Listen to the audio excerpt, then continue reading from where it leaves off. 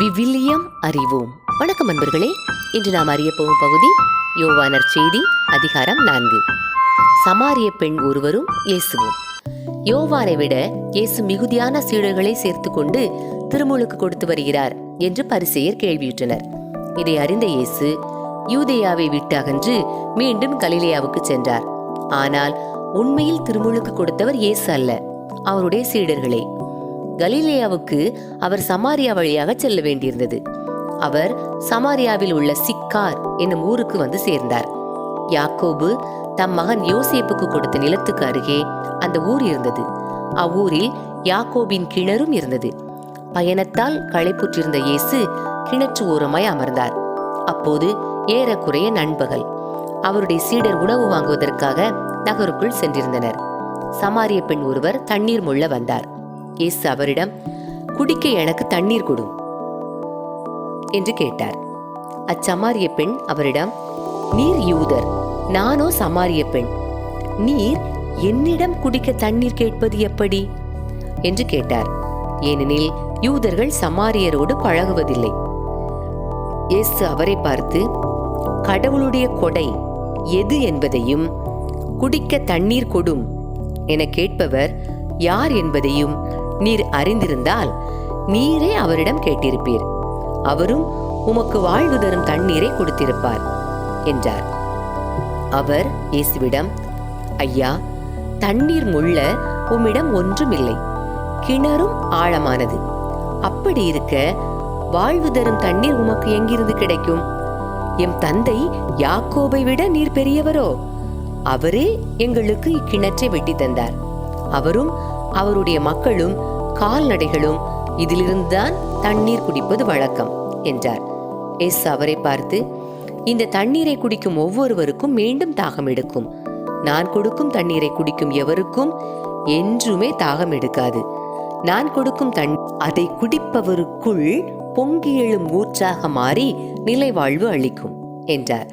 அப்பெண் அவரை நோக்கி, ஐயா, அத்தண்ணீரை எனக்கு கொடும், அப்போது எனக்கு தாகமும் எடுக்காது, தண்ணீர் முள்ள நான் இங்கு வர தேவையும் இருக்காது என்றார். இயேசு அவரிடம், நீர் போய் உம் கணவரை இங்கே கூட்டிக் கொண்டு வாரும் என்று கூறினார். அப்பெண் அவரை பார்த்து, எனக்கு கணவர் இல்லையே என்றார். இயேசு அவரிடம், எனக்கு கணவர் இல்லை என நீர் சொல்வது சரியே. உமக்கு 5 கணவர்கள் இருந்தார்கள். என்றாலும் இப்போது உம்முடன் இருப்பவர் உம் கணவர் அல்ல. எனவே நீர் கூறியது உண்மையே என்றார். அப்பெண் அவரிடம், ஐயா, நீர் ஓர் இறைவாக்கினர் என கண்டு கொண்டேன். எங்கள் முன்னோர் இம்மலையில் வழிபட்டு வந்தனர். ஆனால் நீங்கள் எருசலேமில் தான் வழிபட வேண்டும் என்கிறீர்களே என்றார். இயேசு அவரிடம், அம்மா, என்னை நம்பும், காலம் வருகிறது, அப்போது நீங்கள் தந்தையை இம்மலையிலோ எருசலேமிலோ வழிபட மாட்டீர்கள். யாரை வழிபடுகிறீர்கள் என தெரியாமல் நீங்கள் வழிபடுகிறீர்கள். ஆனால் நாங்கள் தெரிந்து வழிபடுகிறோம். யூதரிடமிருந்தே மீட்பு வருகிறது. காலம் வருகிறது, ஏன் வந்தே விட்டது. அப்போது உண்மையாய் வழிபடுவோர் தந்தையை அவரது உண்மை இயல்புக்கேற்ப உள்ளத்தில் வழிபடுவர். தம்மை வழிபடுவோர் இத்தகையோராய் இருக்கவே தந்தை விரும்புகிறார். கடவுள் உருவமற்றவர். அவரை வழிபடுவோர் அவரது உண்மை இயல்புக்கு ஏற்ப உள்ளத்தில்தான் வழிபட வேண்டும் என்றார். அப்பெண் அவரிடம், கிறிஸ்து எனப்படும் மெஸ்ஸியா வருவார் என எனக்கு தெரியும். அவர் வரும்போது அனைத்தையும் எங்களுக்கு அறிவிப்பார் என்றார். இயேசு அவரிடம், உம்மோடு பேசும் நானே அவர் என்றார். அந்நேரத்தில் இயேசுவின் சீடர் திரும்பி வந்தனர். பெண் ஒருவரிடம் அவர் பேசிக் கொண்டிருப்பதைக் கண்டு அவர்கள் வியப்புற்றனர்.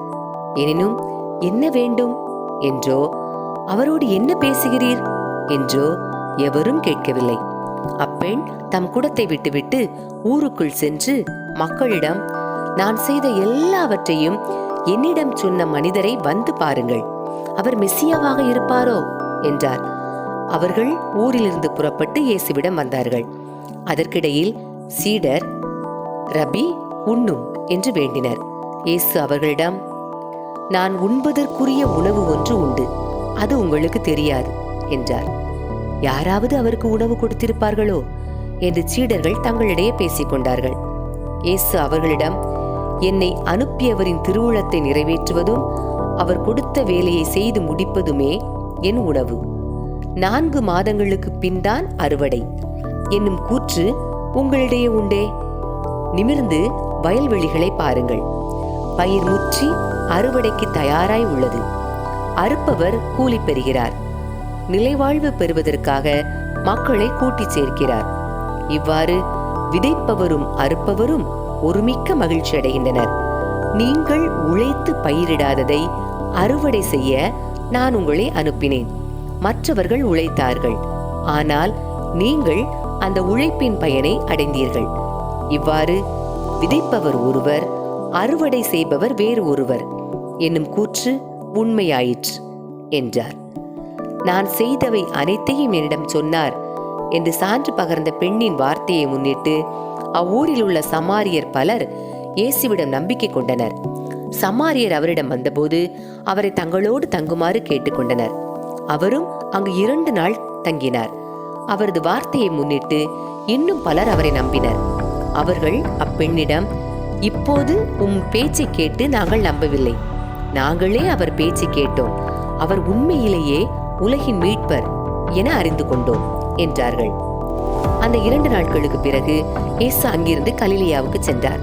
தம் சொந்த ஊரில் இறைவாக்கினருக்கு மதிப்பு இராது என்று அவரே கூறியிருந்தார். அவர் கலிலேயா வந்தபோது கலிலேயர் அவரை வரவேற்றனர். ஏனெனில் அவர்கள் திருவிழாவுக்கு சென்றிருந்த போது எருசலேமில் அவர் செய்தவை அனைத்தையும் கண்டிருந்தனர். கலிலேயாவில் உள்ள கானாவுக்கு இயேசு மீண்டும் சென்றார். அங்கேதான் அவர் தண்ணீரை திராட்சரசம் ஆக்கியிருந்தார். கப்பர்நாகூமில் அரச அலுவலரின் மகன் ஒருவன் நோயுற்றிருந்தான்.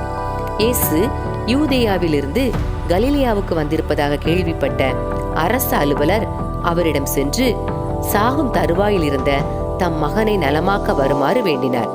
இயேசு அவரை நோக்கி, அடையாளங்களையும் அருஞ்செயல்களையும் கண்டாலன்றி நீங்கள் நம்பவே மாட்டீர்கள் என்றார். அரச அலுவலர் இயேசுவிடம், ஐயா, என் மகன் இறக்கும் முன் வாரும் என்றார்.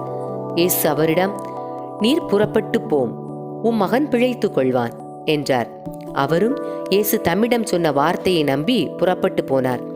அவர் போய் கொண்டிருக்கும் போதே அவருடைய பணியாளர்கள் அவருக்கு எதிர்கொண்டு வந்து, மகன் பிழைத்து கொண்டான் என்று கூறினார்கள். எத்தனை மணிக்கு நோய் நீங்கியது என்று அவர் அவர்களிடம் வினவ, அவர்கள், நேற்று பிற்பகல் 1 மணிக்கு காய்ச்சல் நீங்கியது என்றார்கள்.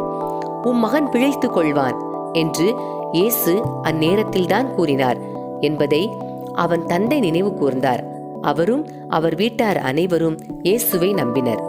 இயேசு யூதேயாவிலிருந்து கலிலேயாவுக்கு வந்த பிறகு செய்த 2வது அரும் அடையாளம் இதுவே. அன்பர்களே, இறை வார்த்தையோடு பயணித்தோம். இறைவனோடு நம் பயணத்தை தொடர்வோம்.